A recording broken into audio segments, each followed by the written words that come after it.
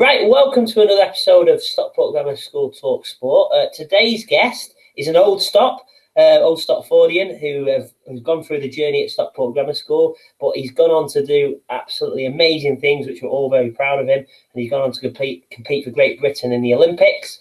So welcome to Stockport Grammar School Talks Sport, Ross Millington.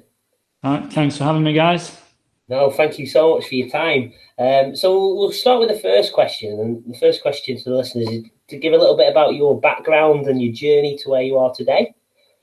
Yep. So basically, my journey started very much at Stockport Grammar. So I started at Stockport Grammar in 2001, I think. Before that, the only thing I'd really been doing was playing football and stuff, and I hadn't really played any other sports. Maybe played a little bit of tennis, but nothing formal. And then obviously going to Stockport Grammar, started with everything really, rugby, and that was my first introduction to running really as well, doing the cross country and the athletics there.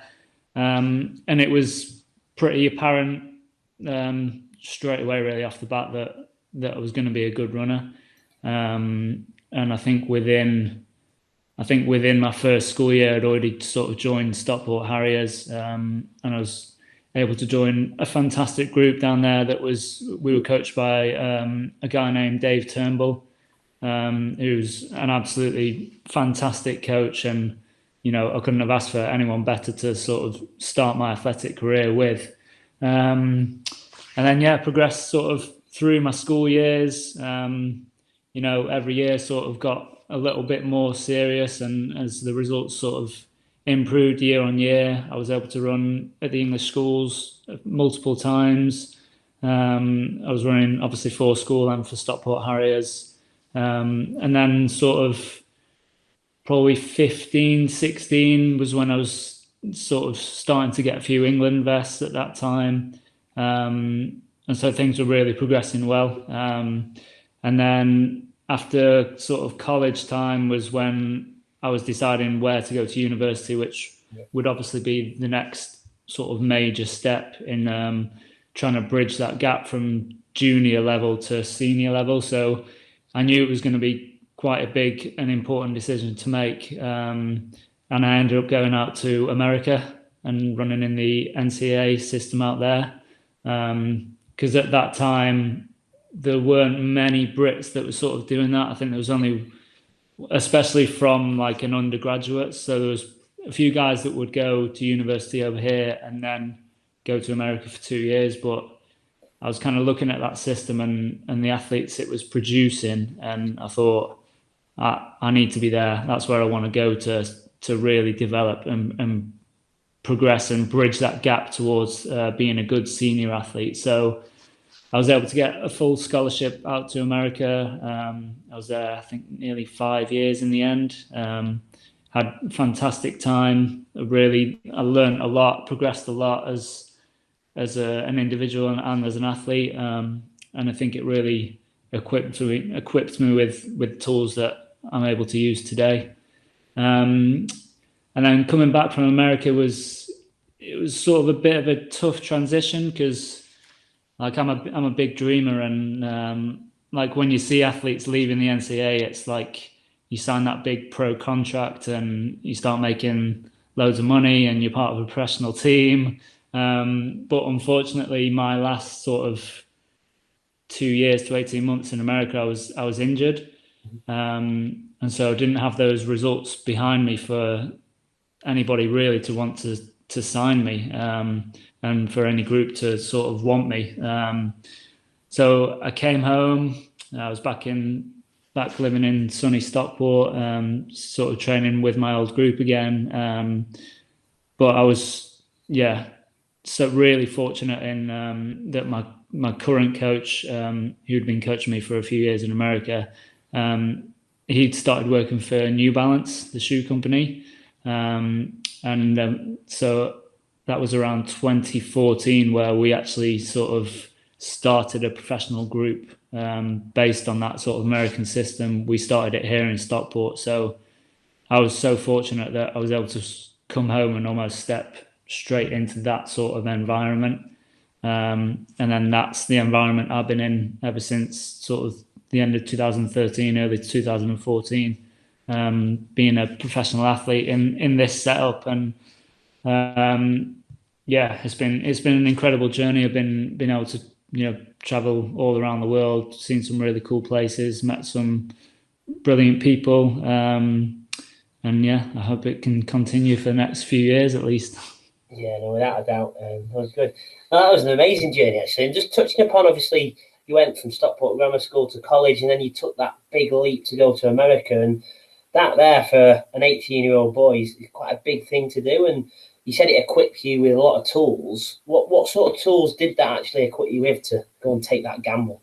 Yeah, so I think looking back now in hindsight, it was quite a big step and a big, quite a big deal to do at that age. But back then, that it didn't really occur to me. I think it occurred to my mum and my dad.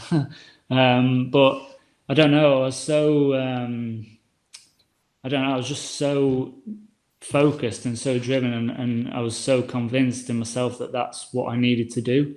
Yeah. And then obviously when you're going over, to America at that age, I mean, you're well looked after, but you do have to, you have to grow up pretty fast. And, I think I only spent my first semester in Hull, sort of living on campus. And then after that, I was living off campus. So, I was having to manage sort of paying rent and paying bills and all that sort of stuff, which at 18, 19 is, you're learning that sort of stuff fairly early, I think, compared to normally being in university halls and stuff.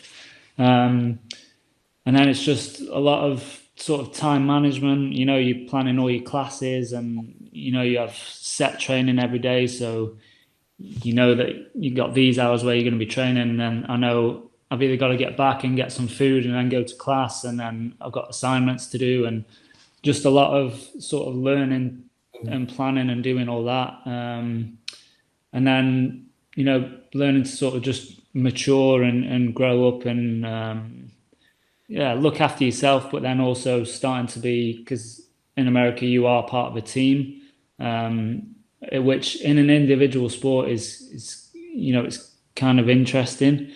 So balancing all of that and learning how to deal with teammates and coaches, and like I made the decision after probably 2 years out there that the coach at the school was a fantastic coach, but I knew I needed someone who understood me a little bit more, and that's where Steve Vernon I was speaking to him. He was still at home, and ended up making the decision where Steve started to coach me when I was in America, which was kind of a different situation, not a normal situation, but we made that work. And just growing up basically.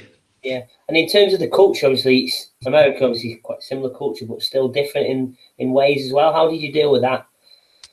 I enjoyed it. I just embraced it, really. So the school I went to is in Albuquerque, New Mexico, which is it's not your typical American sort of city either. So I think that kind of helped though, because it's kind of quite quirky, but it has like great sports heritage. Like, when I was there, like Paula Radcliffe would be training there and stuff, and obviously I'd done my research before I went out, and I knew it was a good place to be there for training and for running. So yeah, I just embraced everything, like having American teammates, and everybody take the mick out of my accent, and yeah, I just really enjoyed it. I just went with a really open mind, and obviously you miss home, but I tried to focus on where I was at that time, and at that time I was in America. So yeah.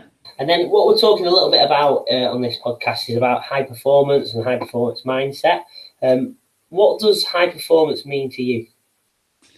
I think it's just trying to do something to the best of your ability. Sort of no matter what that is, I guess, whether it's sporting or in the classroom or something else. It's just having that mindset of, not just doing it on a whim, or yeah, I'll do this today, but not tomorrow, and then yeah, it's just having that just self-belief to do it to the absolute best of your ability. And then if you're in a team, then it's hopefully other people are buying into that, and then that whole environment and culture starts to become high performance if you're all working towards the same goal. Yeah, no, good. And it's that consistency, isn't it? Trying to be that best version of yourself. Yeah, it's not just it's not just one day. It's sort of you got to go one day, the next day, weeks, months, years for if you want to achieve big things, then definitely consistency is key. And then in terms of you've had role models in your life and people who've influenced you. Does anyone in particular stand out for you who've influenced you, and why? I think my parents, for a kick-off, like they were always, they just let me do what I needed to do. They never sort of, they didn't try to force me down one route. Obviously, going to America, they didn't sort of hold me. I'm sure it was difficult for them to see me leave, but they understood that's what I wanted to do. So they've always been 100% behind me, regardless, and I can't thank them enough. And then I'd say my coaches, like I mentioned, Dave Turnbull, my first coach down at Stockport Harriers, who was, like he just had a bunch of unruly kids that he had to manage on however many days a week it was down at Woodbank Park, and he really ingrained that sort of. It was a high work ethic sort of thing, but we had good fun, but we knew, there was always like that switch of like, right now it's time to work hard. And, I think that sort of progressed a lot as I got older. Dave was really, really good with that. And obviously my current coach, Steve Vernon, he's my running coach. He's my life coach as well. We've been through a lot together, and he's really guided my senior career from 2010 to this day. So yeah, I owe a lot to him, and I'm extremely thankful for those people. No, good. And then in your career and your journey, you've had ups and downs, and setbacks happen. What's been your biggest setback professionally, and what did you do to overcome that? God, I think I've got quite a few to pick from. Usually it's, I've had my fair share of injuries over the years, which is, it's always difficult because they always come, well, there's never a good time to get injured, but, like 2016, I'd made the Olympics. I'd sort of made a big step up in my career, and sort of going into that winter, I was trying to. I'd been to the Olympics. I got to this level, and then I was trying to go even higher again. And I just, I think I maybe was wanting it a bit too much and pushing a bit too hard. And then 2017, I ended up, I tore a tendon in my knee, which, was coming off the back of the Olympics. The World Championships that year were in London, so it would have been a home World Championships, and I just wanted it too much, really, and I was pushing too much, and I ended up getting this injury in my knee, and it took a long time to sort of diagnose and figure out. And then I don't think I ran for 6 to 9 months after that. So that was really tough, because then it meant the next year I couldn't qualify for the Commonwealth Games, which were in Australia in 2018. And then, it took me most of 2018 again, really, to sort of get back to a decent level. So that was disappointing after, like I say, after 2016 making the Olympics and thinking, right, I'm getting to where I've always wanted to be, and then straight away you kind of kicked back down to earth, and you got to work your way back up again. So that was tough. But like I say, I've had a few injuries that are always tough to get back from. And what did you do? So when you got that setback, so to get back, what did you do to get your mind back on track? And well, initially it was really difficult, because, like I say, we didn't really know what was going on. So I kept thinking short term, like, I'm going to be back for the end of the track season, and then that didn't happen. And then oh, I'm going to be back for cross country, and then that didn't happen. So I guess you always do start to set small goals, and even if they do get knocked back, it's those small goals and small stepping stones that kind of keep you in the game, sort of thing, so to speak. And you just keep thinking, right, if I can get to this step, if I can get back to being able to cross train, it would be the first step, getting back from an injury, and then progression in the cross train, and whether that's you have to be in the pool, aqua jogging, or on the bike, and it's just keeping those stepping stones and keeping trying not to think too long term, which is I think a mistake that we make too often. You have to have that big goal sort of hanging around in the background, but it's much better to focus on sort of the process. That's what we kind of preach at the minute is, focus on the process and have that sort of goal orientation, which I think when you're injured and trying to come back is even more important.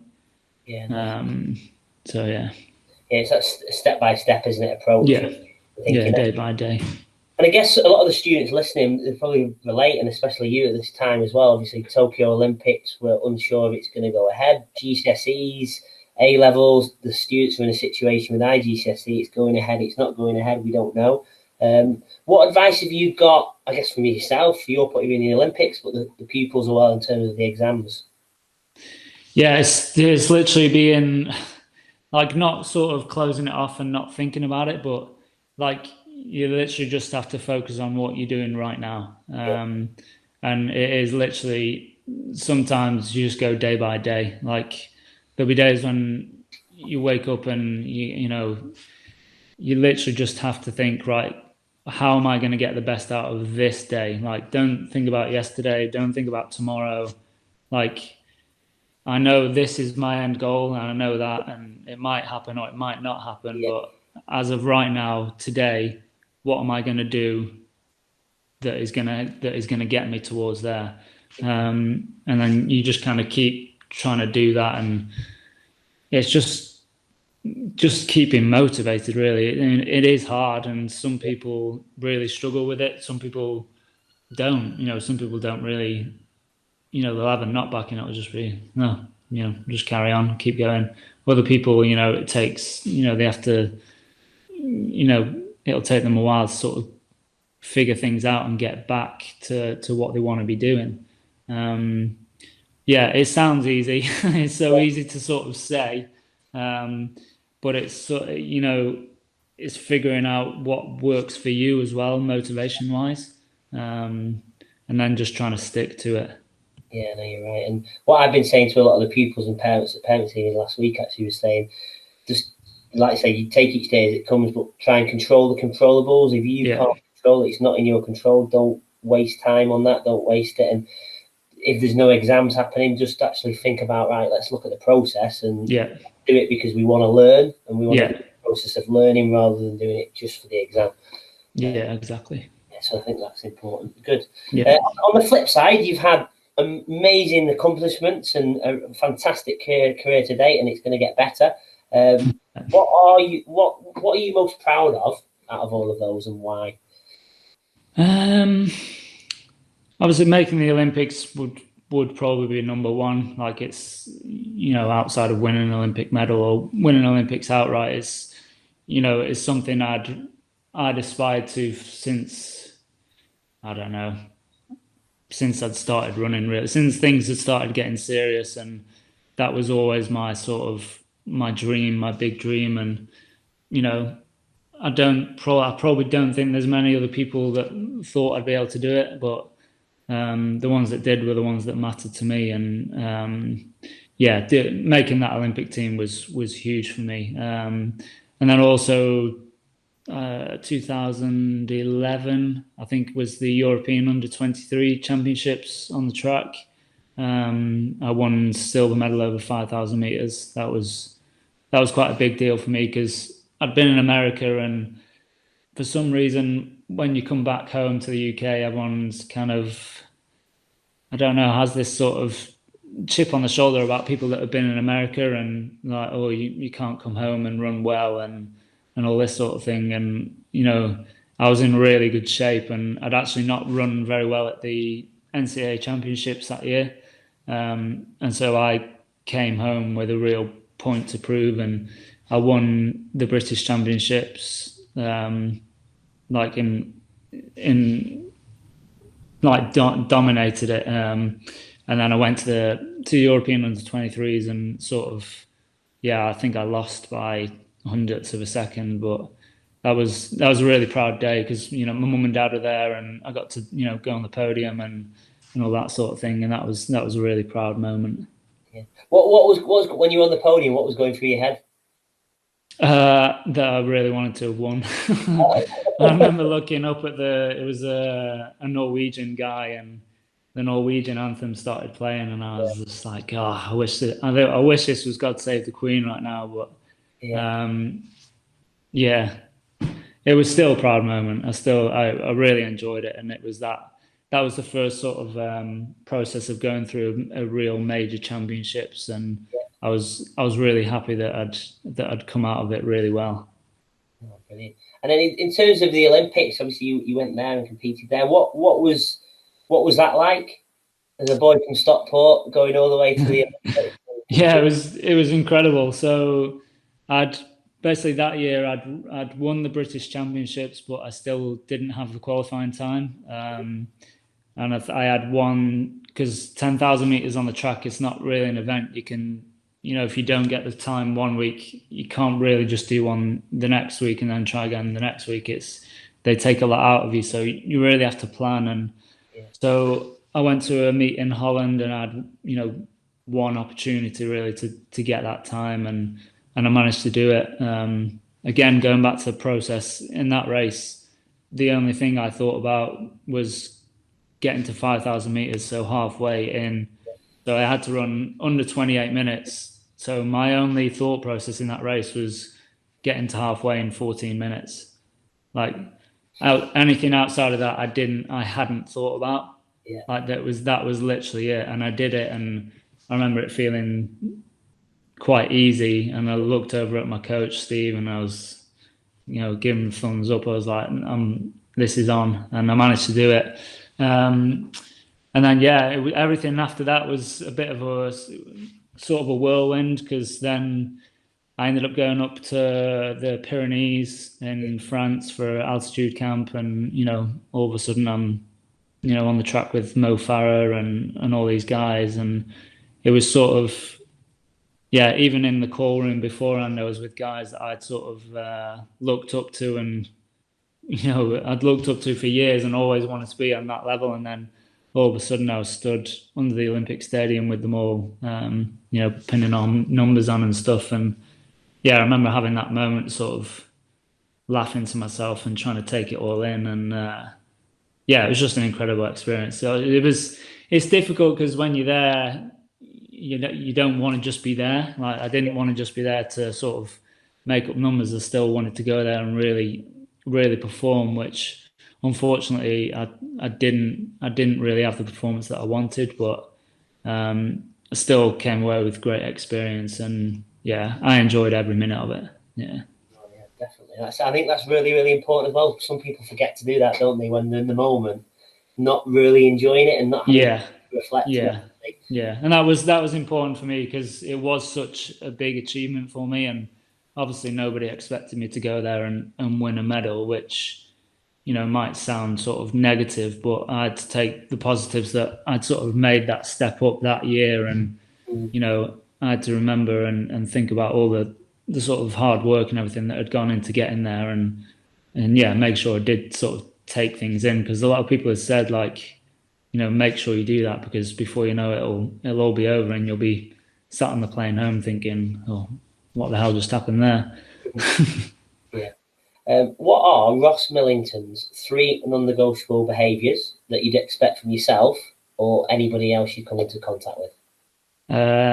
Honesty, high work ethic, and I'd say good manners, being respectful. What are your memories of Stockport Grammar School? Does any memories stick out in your head that remain with you for the rest of your life?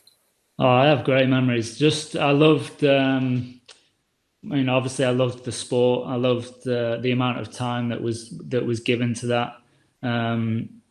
I just remember having a great time. Yeah. I was never. I was okay in the classroom, but it was always that the sort of the PE and the games that I really loved, and that's what sort of bred that real love for sport and just how supportive everyone was. The teachers, obviously the PE staff were incredible, and sort of every year when my journey was getting better and better, everyone was more understanding of, because by the time I was leaving, I had a lot of commitments sort of outside of school, athletic wise, and everyone was really understanding. And even teachers outside of the PE staff, they'd be really understanding of what I was trying to do and what commitments I had. And I just had a great time. I just really enjoyed it. Yeah, well, that's good. Yeah. If you had a message to say to anyone who's considering coming to Stockport, what would you say to them? Do it. Just I know. Yeah, I love the sports side of things, so I'm always going to be really biased. But I just love how much sort of attention is given to that, because it's not just the sport as in the performance. I think it's what sport teaches young pupils, across all aspects of life. They're being part of the team and everything, being self-accountable. There's so much that then sort of, just the transferable skills across all aspects of life. And I don't think there is really any substitute for that, especially at that age. It can be really character building. Yeah. Oh, good. And then if Ross Millington could go back to being 12 years of age again at Stockport Grammar, what advice would you give yourself, knowing what you know now? I think I think at that age, it's not that you think you know it all, but I think just be really open to sort of make sure, be teachable and be coachable. And just, I don't know. I don't think I'd change anything. So I think I'd do, if I was to do it all again, I think I'd do it pretty much the same. But yeah, just be positive. And I think self-belief as well for kids of that age is massive. If you think you can do something, don't let anybody else tell you otherwise. Because I think if I'd let that happen, I don't think I'd be where I am now, sort of thing. I always believe that I could achieve the things that I have done, and I still think I can achieve more. There's important people in my life that I need to buy into that. But a lot of, I don't listen to a lot of what other people tell me, because if I did, I don't think I'd be running anymore. Being open, be teachable, be coachable, keep learning. Don't ever think that you know it all, no matter how good you are. And ask questions as well. I think I was always not kind of bordering on shy. I was a bit of an introvert. I'd never sort of voice my opinions at that age. I was always just sort of in the background. But I think, ask questions. If, doing things like this is fantastic, because you get to hear, from loads of different people. But if you're ever in those positions where, if someone's coming into school or coming into a club to do a talk, make sure you're asking them questions afterwards. And I think I love writing things down as well. Like, I always have notebooks, and I have written training diaries from, I think, 2006, 2005. That was one thing Dave Turnbull encouraged us to do, which I think is a really great tool. I think that'll be it for me. Good. And then what is next for Ross Millington? What is left to achieve? What would you want to do next? I certainly want to try and make the Olympic team again this year. That'll be a big thing. And then, going forward, I just want to try and make more teams, really. And then eventually, I think I'll be try and sort of have some sort of marathon career as well. Oh wow! Yeah, Amazing. yeah. So, I had my first attempt in October, which didn't go very well. So okay. yeah, I'll be getting back at it soon, I think.